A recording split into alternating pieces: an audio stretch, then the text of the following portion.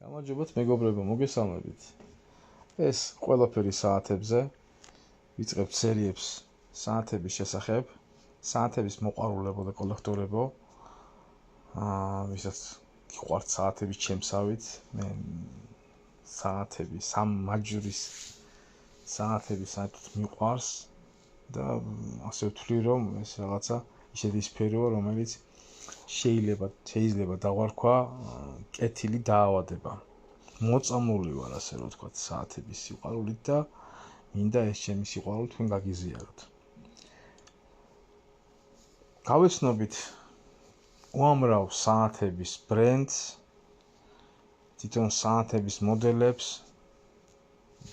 თხოვთ გამოიწერეთ ჩვენი გვერდი,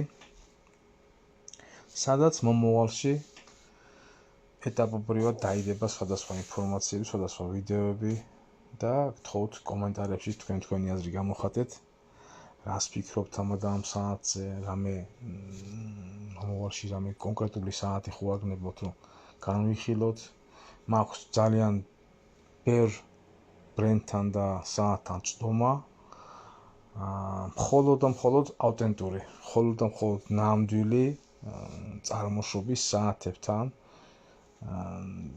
გთხოვთ გავხაზოთ ხაზი და საერთოდ ეს საათების უნიკალურობა და სიმდიდრე იმაში გამოიხატება, რომ ეს არის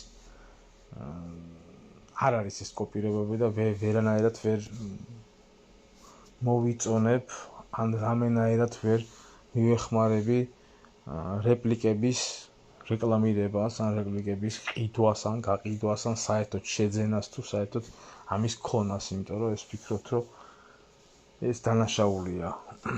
რაღაცა ბრენდი აკეთებს საათს, მუშაობს წლების განმავლობაში, იგონებენ დიზაინს, იგონებენ მექანიზმს, დებენ ამაში უსასრულო საათებს, თავისი სამუშაოსი და ფინანსებს და შემდეგ ვიღაცა აკოპირებს და დაბალხარისხიანს გამოაქვს ბაზარზე. დაბალხარისხიანი და ადამიანები ვინც ყიდულობენ, ესეც ფიქრობ, რომ ყიდულობ რეპლიკას, ეს შენ თავს ატყუებ უბრალოდ და რომ საათის შეძენა ეს იმდენად დახვეწილი და იმდენად სასიამოვნო პროცესია, ფიქრობ, რომ ყველა საათი უნდა შეიძინოთ ისეთ მდგომარეობაში, რომელსაც შეგიძლიათ ამის შეძენა და როცა მიაღწიეთ რაღაცას, რის დროსაც ეს საათი შეიძინეთ და ეს არ უნდა იყოს. ამაზე მოდით შემდგომ ვიდეოში ვისაუბროთ. მოდით ახლა კონკრეტულად ერთი საათი მინდა წარმოგიდგინოთ. ჩემთვის ერთ-ერთი ყველაზე საყვარელი, ყველაზე სასიამოვნო და რაღაცად გამორჩეული და განსაკუთრებული საათი. ეს არის Cartier Santos.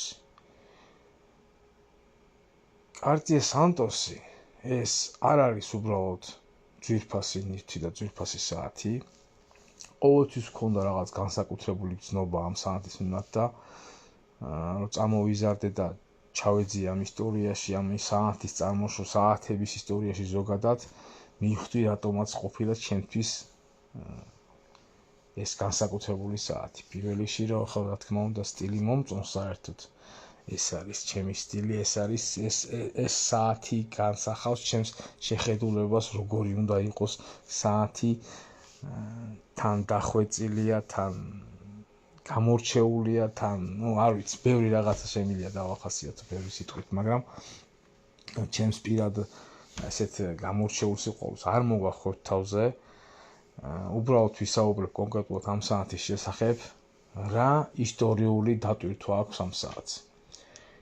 Cartier Santos არის, შეიძლება ბევრმა არ იცით, ეს არის პირველი მსოფლიოში საათი, სამაჯურზე საათი, რომელიც მაჯაზე გეკეთდება. აქამდე, Santosამდე ყველა საათი იყო ჯიბის საათი. 1904 წელს ფრინავმა ალბერტო სანტოს ჯუმონტმა მიმართა თავის მეგობარს Cartier's, ლუის Cartier's, რომელსაც შესჩივლა არაკომფორტულობაზე ამ ჯიბის საათების და გამოყენებაში, ანუ ავიაციაში და ასე შემდეგ. ნებისმიერ სხვადასხვა სიტუაციებში გამოყენება იყო არაკომფორტული და მოუხერხებელი. ლუის კარტიემ არ დააყოვნა და გამოიგონა და შექმნა საათი, ბრტყელი საათი, რომელიცაც გაუკეთა სამაჯურები და ასე შეიქმნა სამაჯურიანი საათი. ერთ-ერთი პირველი საათი, ერთ-ერთი კი არა, ერთადერთი პირველი მსოფლიოში საათი, რომელიც მაჯაზე კეთდებოდა. კარტიემ გაუკეთა სპეციალური მოთხოვნით ალბერტო სანტოს დუმონტს, რომელმაც გამოიყენა ფრენაში. ასევე ისტორიულად პირველი საათია მაჯის, რომელიც ფრენაში იყო გამოყენებული. ეს იმდენად მოეწონათ ხალხს, რომ უკვე დაუწყეს ლუის კარტიეს შეკვეთები. მიმართეს ბევრმა, რომ გაეკეთებინა კიდევ შემდეგი მეორე, მესამე და მეოთხე, ასე რომ ვთქვა და საბოლოოდ 7 წლის შემდეგ კარტიემ გამოუშვა საათი უკვე საჯარო გაყიდვისთვის. 1911 წელს დაიწყო ამ საათების გაყიდვა და არც შეჩერებულა. უკვე 115 წელია ეს საათი ყოველწლიურად იყიდება 10,000-ობით რაოდენობით, 100,000 რაოდენობით, მთლიანობაში მილიონობით არის გაყიდული. რაღაცა ვარიაციები იცვლება, რა თქმა უნდა. უჟანგავი, ოქროსი, სხვადასხვა ოქრო, ტიტანიუმი, მასალები იცვლება, დაელები იცვლება, რაღაცები იცვლება, მაგრამ ზოგადად საათი რჩება. ეს საათად პირველი სანტოსი, როგორცაც ხედავთ, ეგეთი იყო და ბევრმა არ იცის, რომ ეს არის ავიატორი საათი. წარმოიდგინეთ, ისე იმდენად ელეგანტურია ეს საათი, რომ ბევრმა ვერ წარმოიდგენს, რომ ეს საათი რამენაირად უკავშირდება ავიაციას, რადგანაც იმიტომ რომ ბრესლინგი და სხვადასხვა ავიაციური საათების უცხოად გამოიყურება ახლა ქრონოგრაფებით და სხვა ტექნიკური მონაცემებით, მაგრამ ეს არის ფაქტი, რომ ეს საათი პირველად გამოგონილი იყო 1904 წელს სპეციალურად ავიაციაში გამოსაყენებლად, ადვილი ყოფილი იყოს მისი ნახვა, დროის შემოწმება. და ჩემთვის, რა ვიცი, ეს საათი არის